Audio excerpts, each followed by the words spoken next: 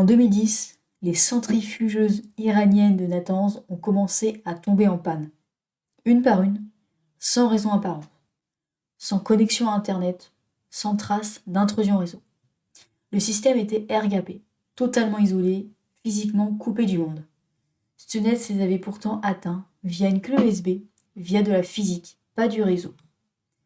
Aujourd'hui, je ne vais pas parler de virus sur clé USB, je parle de quelque chose de plus silencieux encore.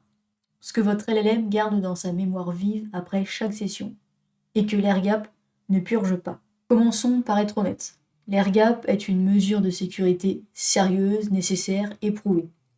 Elle résout un problème réel et précis, l'exfiltration par le réseau. Si vous n'êtes pas connecté à Internet, un attaquant externe ne peut pas aspirer vos données par un câble. Dans les environnements de défense, de renseignement, d'infrastructures critiques, c'est la bonne réponse à la bonne question. Ce n'est pas cette question-là que je remets en cause. En 2026, ces environnements air-gappés ont un nouveau locataire, les LLM, des modèles importés depuis l'extérieur qui traitent des données sensibles et qui ont les mêmes zones mémoire que n'importe quel autre LLM. Et là, une question que personne ne pose encore. Est-ce que l'isolement réseau protège ce que le LLM garde en RAM après traitement? Premier angle mort, la persistance en RAM post-session. Votre LLM air-gappé traite des données. Elle passe en clair dans le heap applicatif, dans le page cache Linux, dans la zone swap si le serveur est sous pression. La session se ferme, la purge est déclarée, et la RAM persiste indépendamment du fait que vous soyez connecté à Internet ou non. L'airgap ne touche pas à la physique de la mémoire. Deuxième angle mort, les données mémorisées à l'import. Votre modèle LLM a été entraîné quelque part, probablement sur un système connecté, puis importé dans l'environnement air-gappé via un support physique. Carlini et ses co-auteurs ont prouvé en 2021 à Usenix Security que les LLM mémorisent des données verbatim lors de l'entraînement. Ce que le modèle a mémorisé avant d'entrer, l'airgap l'a enfermé dedans, pas dehors. Troisième angle mort, les blobs binaires des drivers. Les LLM ont besoin de GPU. Les drivers GPU, CUDA notamment, contiennent des composants propriétaires non auditables qui s'exécutent au niveau noyau. Ces binaires ont un accès privilégié à la mémoire. Dans un système qui se revendique souverain et transparent, c'est une surface d'opacité significative. Quatrième angle mort.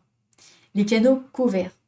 Les chercheurs de l'université Ben Gurion ont publié depuis 2015 plus de 12 papiers sur des techniques d'exfiltration qui ne passent pas par le réseau. AirHopper via les émissions FM des câbles d'écran, BitWhisper via la chaleur des processus, Houdini via les champs magnétiques. Je ne dis pas que votre LLM exfiltre par là, je dis que air-gappé ne signifie pas inviolable et que ce postulat mérite d'être documenté, pas assumé. Il y a quelques semaines, j'ai reçu un message sous ma vidéo sur Asgard, le projet de l'état-major des armées françaises, sur l'IA pour la défense. La question était simple et directe. Notre système est air-gappé. L'attaque RAM ne s'applique pas. C'est une bonne question. Elle mérite une réponse sérieuse et respectueuse. L'Asgard est un projet remarquable. Les équipes qui y travaillent sont parmi les plus compétentes dans leur domaine. Ce que je vais dire n'est pas une critique, c'est l'identification d'un chaînon manquant que personne n'a encore formalisé, nulle part, pas seulement en défense. L'airgap protège le périmètre réseau, la RAM du LLM n'est pas dans ce périmètre. La RAM est à l'intérieur. Et l'intérieur n'est pas couvert par l'isolement réseau. Et si ce modèle a été importé dans l'environnement airgappé après entraînement sur des documents sensibles, la question de ce qu'il y a mémorisé est entière. L'airgap l'a protégé une fois qu'il était dedans, pas de ce qu'il portait en entrant. Qu'est-ce qui protège vraiment dans un environnement airgappé avec un LLM? Pas l'airgap seul, il faut compléter avec 3 couches. La couche 1, la purge physique de la RAM après chaque session. Documentée, certifiée, prouvée par un tiers forensique indépendant. Pas juste une politique, un rapport avec un verdict binaire. Couche 2, l'audit du modèle importé. Qu'est-ce qu'il y a à mémoriser avant d'entrer dans l'air-gap? Le protocole Minerve cherche ça via 35 sondes d'extraction documentées.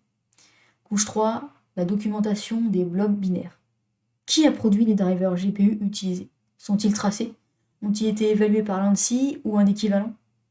Ces 3 couches ensemble, air-gap plus audit forensique complet, c'est ça la protection réelle d'un LLM en environnement sensible. Air-gap est une couche de sécurité, une couche sérieuse et nécessaire. Ce n'est pas une couche totale.